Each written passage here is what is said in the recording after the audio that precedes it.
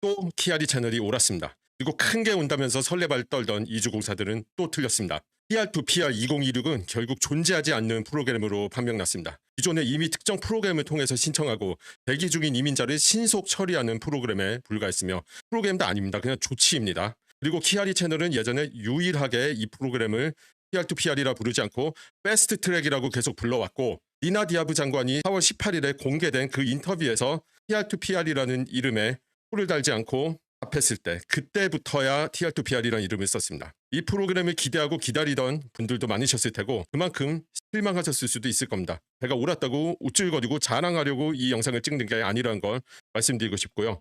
이 프로그램을 기다리셨는데 아무것도 아닌 걸로 판명이 나서 실망하신 분들께 심심한 위로의 말씀을 드립니다. TR2PR 2026 프로그램 아니 패스트 트랙 특별 프로세스에 최종 확정하는 짧고 단순하기 때문에 긴 얘기가 필요 없습니다.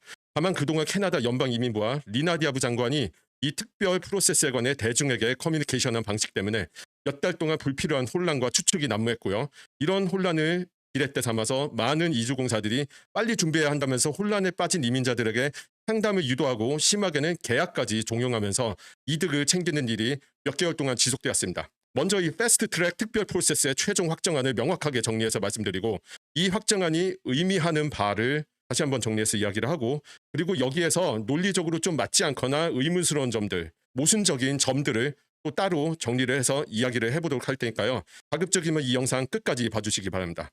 진행하기 전에 먼저 크레딧을 보내야 합니다. 캐나다 이민변호사협회 실라에게 감사의 말씀을 전합니다. 실라가 연방이민부에 공개 서신을 보내면서 4월 22일에요. 이 소위 TR2PR 프로그램의 정확한 내용을 조속히 밝히라라고 엄숙하게 요구를 했고 IRCC에서 이에 즉각 대응한 것으로 보이기 때문입니다. 또한 IRCC와 장관에 대해 비판적인 기사를 올려서 이 실라의 공개 서신에 힘을 더해준 글로벌 메이어 마리 울프 기자와 토론토 스타 니콜라스 쿵 기자에게도 박수를 보낸다.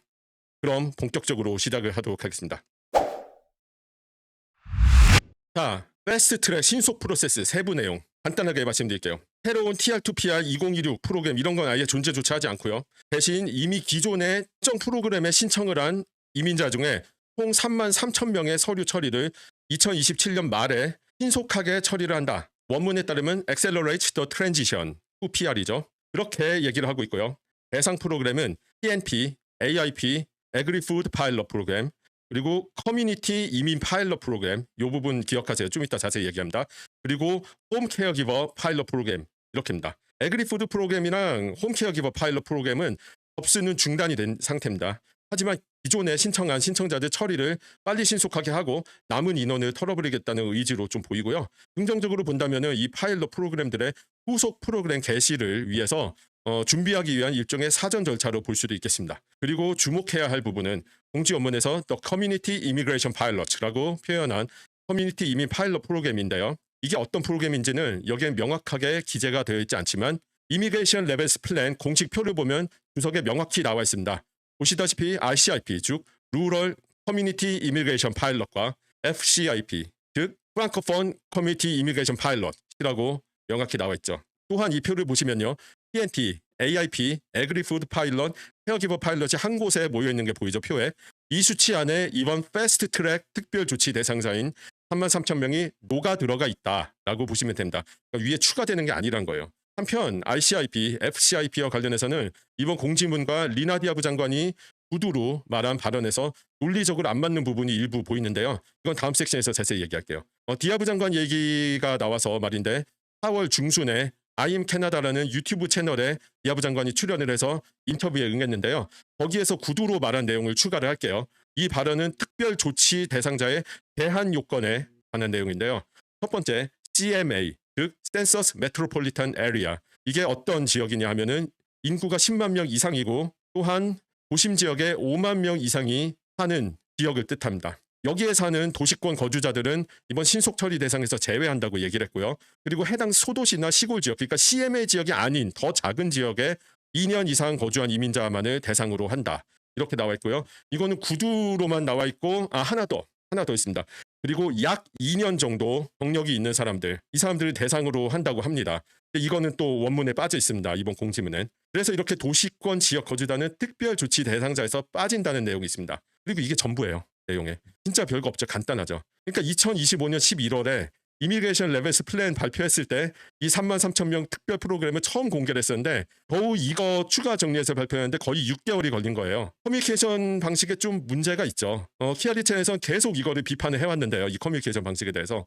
이거 또 하면은 여기 이 영상 끝이 안 나니까 이거는 나중에 따로 얘기를 하도록 하겠습니다. 그러면 이 공지가 의미하는 것들 그리고 아직도 명확하지 않은 부분과 논리적으로 맞지 않는 부분을 몇 가지 정리해 볼게요. 네, 그럼 이번 발표 내용과 디아브 장관이 구두로 이야기한 부분이 의미하는 바와 주목할 점을 정리해 볼게요. 일단 33,000명은 이미그레이션 레벨스 플랜의 신규 영주권자 선발 예정 수치 안에 이미 포함되어 있는 수치라고 보는 게 맞을 겁니다. 아까 말씀드렸죠 이거. 그리고 이미그레이션 레벨스 플랜에서 최초로 이 프로그램에 관해 언급했던 내용에서도 다시 잘 찾아보면은 이미그레이션 레벨스 플랜과 별도로 추가되는 인원이라는 언급이 없더라고요. 수많은 업계 관계자들이나 이민자들이 별도 추가 인원이라고 너무 당연하게 간주를 했고 그중에 저도 솔직히 예외는 아니었던 것 같아요. 선입견이 약간 판단력을 흐린 케이스라고 말할 수 있을 것 같습니다. 이에 대해서는 저도 송구스럽게 생각합니다. 한편 CMA 외 지역에 있는 시골 지역 거주자 중 여기에 해당하는 분들은 기존보다 프로세스 타임이 훨씬 빨라질 거라고 기대해도 될 것 같습니다. 얼마나 더 빨라질지 그거는 아직 모릅니다. 그리고 단계적으로 33,000명을 뽑는 거기 때문에 언제 본인이 해당하는 그 프로그램이 대상이 돼서 빠르게 진행이 될지 그것도 아직은 모르는 겁니다. 그리고 이제 가장 중요한 점 얘기를 할게요. 정책 공직을 정책 세분해요. 그리고 리걸 라이팅 같은 글에서는요. 특정 섹션의 항목 또는 조항으로 기재된 부분에 접속사가 진짜 중요합니다. 여기서는 근데 접속사가 AND입니다. 즉 이 공지문을 보면 PNP, AIP, RCIP 또는 FCIP 케어기버 파일럿 프로그램 중 하나를 통해 진행 중이나 요건 하나를 만족해야 되고요. 첫 번째 요건. 그리고 두 번째 요건 2년 이상 원문에 따르면 스몰러 커뮤니티에 거주 중이라는 요건. 이 두 가지를 모두 만족을 해야지 대상자가 된 겁니다. 그래서 AND 접속사가 중요한 거예요. 두 개 다 만족해야 됩니다.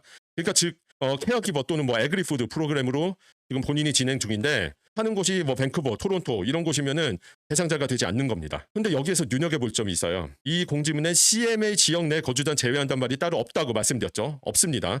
대신 have been living in smaller communities in Canada. 즉 캐나다 내 소규모 커뮤니티에서 2년 이상 거주 중인 사람들을 대상으로 한다는 말이 있습니다. 4월 중순 인터뷰에서는 구두로 인구 10만 명 이상 도시인 CMA 지역 거주자는 대상에서 제외한다고 디아브 장관이 직접 말을 했는데 이 글에는 구체적인 문구가 없고 스몰러 커뮤니티스 같은 애매한 표현이 있는 겁니다. 수치상으로 뭐가 없어요. 그래서 일반적으로는 구두로 애매하거나 개략적인 표현을 하고 구체적인 수치가 포함된 내용을 공지문에 기대하는 게 맞는데 이 경우에는 좀 반대로 되어 있는 겁니다.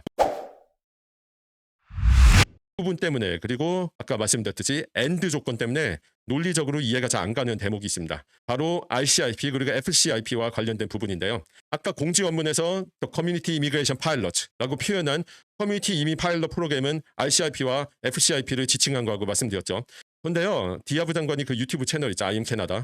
거기 인터뷰에서 구두로 CMA 지역 거주자는 이 특별조치 대상에서 제외된다고 말을 했었습니다. 원문에는 이 부분이 명확하게 언급되지 않고 Smaller Communities in Canada라는 약간 주관성이 느껴지는 표현으로 바뀌어 있죠. 아무튼 소규모 커뮤니티, 소규모 지역 공동체 사람들을 대상으로 하는 거긴 하지만요. 근데 AIP, PNP, 홈케어 기버, 애그리푸드 프로그램은 애초에 특정 지역 한정 프로그램이 아니라 전국 어디에서나 통용되기 때문에 디아브 장관의 구두 발언처럼 특정 지역 대상자를 제외하고 선발하는 게 논리적인 문제가 없습니다. 근데 문제는 RCIP랑 FCIP 프로그램입니다. 이 두 파일럿 프로그램은 엄연히 이번 패스트 트랙 조치에 들어가 있는데요. 둘 다 애초에 특정 지역에서만 진행하는 프로그램인 거예요, 이게. 근데 엔드 조건이 걸려 있었잖아요. 아까 특정 지역에서만 진행하는 이 프로그램도 역시 스몰러 커뮤니티스에 거주 중인 사람만 특별 조치를 해주는 걸로 되어 있어요. 여기에서 논리적으로 문제가 발생한다는 게 제 생각입니다. 표를 보면서 얘기해 볼게요. RCIP 참여 지역 중 온타리오주 서드베리와 썬더베이가 CMA에 들어갑니다. 그리고 FCIP 참여 지역 중에는 또 나오는데요. 온타리오주 서드베리 그리고 BC주의 켈로나가 CMA에 해당을 해요. 서드베리는 공교롭게도 RCIP, FCIP를 모두 운영하는 도시인데 CMA이기까지 한 거죠. 그러니까 결론적으로 세 도시 서드베리, 썬더베이 그리고 켈로나는 CMA에 해당하기 때문에 이 공지문 그리고 리나 디아브 장관의 구두 발언까지 다 합쳐서 보면은 안 된다는 거예요. 이 공지문의 엔드 조건에도 부합하지 않고요. 그리고 CMA 지역이기 때문에 빠지게 된다는 거죠. 그러면은 이 세 개의 도시 중 한 곳에 거주 중이고 RCIP나 FCIP를 타는 이민자는 이 패스트 트랙 조치에서 빠지는 겁니다. 근데 이게 상식적으로 말이 안 돼요. RCIP와 FCIP라는 프로그램의 취지를 생각해보죠. 특정 지역, 특히 소도시 지역에서 특정 직업에 속하거나 아니면 특정한 스킬, 또는 언어 능력을 갖춘 외국인을 지역 공동체로 포용해가지고 그 지역 공동체에 필요한 부분을 채우고 지역 공동체의 발전을 꾀하는 게 이 프로그램의 취지거든요.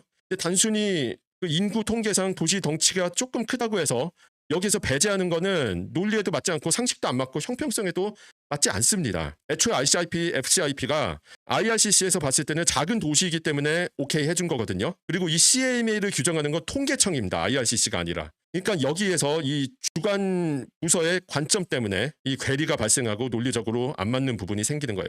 특히 서드베리 얘기를 해볼게요. 서드베리는 지도를 보시면 아시겠지만 퀘벡 바로 옆이에요. 진짜 가깝고요. 노던 온타리오의 대표적인 도시이고 그래서 퀘벡 사람들이 많이 왔다 갔다 합니다. 그쪽 퀘벡 사는 사람들은 여기 도시가 제일 크니까요. 그리고 애초에 그러다 보니까 교류가 많으니까 아예 서드베리 지역에서 태어나는 프랑코폰 로컬들도 많습니다. 그래서 FCIP를 운영을 하는 거예요. 그리고 FCIP를 통해 프랑코폰 인구를 늘린다는 프로그램의 본분에 가장 충실한 도시 중 하나이기도 합니다. 근데 단순히 인구가 좀 많다고 이거 뺀다고요? 좀 어불성설이에요. 그러니까 이번 공지문에서 CMA 지역 거주단을 선발 대상에서 제외한다는 이나디아브 장관의 구두 발언을 포함하지 않고 대신 스몰러 커뮤니티 거주자라는 애매한 표현을 넣은 게 어쩌면 IRCC에서도 이 부분을 보고 일부러 이렇게 넣은 건 아닌가 하는 희망을 가져봅니다. 아니면은 아직 센서스 2016이 업데이트가 안 됐기 때문에 이렇게 퉁쳐놓고 기다리는 걸 수도 있겠지만요. 그건 나중 봐야 알겠죠. 그런데 이 부분에 대해서 키아리 애청자님께서 이렇게 SNS로 지적을 해주셨어요. 덕분에 저도 간과할 수 있었던 부분을 자세히 살펴보고 아까 보여드렸던 RCIP, FCIP 참여 지역 표까지 만들어서 이렇게 공유를 하고 얘기를 하게 됐습니다. PRE 채널 콘텐츠는 이젠 더 이상 저 혼자 만드는 콘텐츠가 아닙니다. 이렇게 집단 지성으로 만들어지기도 해요. 그러니까 영리를 우선으로 삼지 않고